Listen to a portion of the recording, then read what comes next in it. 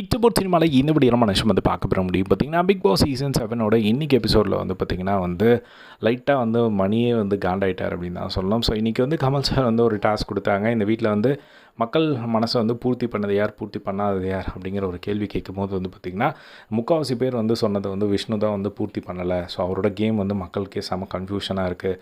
அவரோட நிலைப்பாடு வந்து ஸ்டேபிளாக இல்லை, மாறி மாறி வந்துருக்கனால மக்களுக்கு வந்து கன்ஃபியூஸ் ஆகிடுச்சு.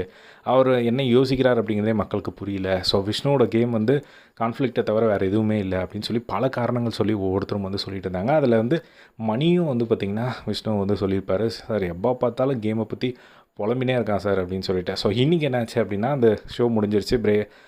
அடுத்தது வந்து கமல் சார் பாய் சொல்லிட்டு போயிட்டாங்க. அப்போது வந்து உட்காந்துட்டு வந்து திரும்பவும் வந்து பார்த்திங்கன்னா மணி கிட்ட வந்து அவர் கேம் பற்றி ஸ்டார்ட் பண்ண உடனே வந்து நீ புலம்புறது நிறுத்துறா ஃபஸ்ட்டு அப்படிங்கிற மாதிரி வந்து அவர் நார்மலாக சொன்னார். உடனே அவர் கடுப்பாயிட்டார். ஃபர்ஸ்ட் ஆஃப் ஆல் புலம்பலை, நீங்கள் எல்லோரும் அப்படி சொல்கிறத விடுங்க.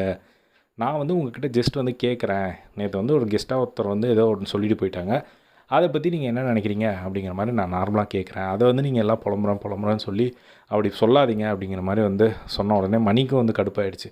நான் எதுக்குடா நீ வந்து அப்படி தான் சொல்கிற மாதிரி இருக்குது அப்படின்னு சொல்லி அவங்க 2 பேருக்குள் சண்டை போடுற மாதிரியே வந்து போயிடுச்சு. பட் நடுவில் வந்து தினேஷ் வந்துட்டு அது அப்படி தானே இருக்கும், ஒரு வாரம் தானே இருக்குது, சில் பண்ணிட்டு போங்க அப்படிங்கிற மாதிரி கூலாக இருங்க, யார் சொன்னாங்க அப்படிங்கிறத பாருங்கள் அப்படிங்கிற மாதிரி. ஏன்னா மணியும் வந்து புலம்பிகிட்டு இருந்தார்.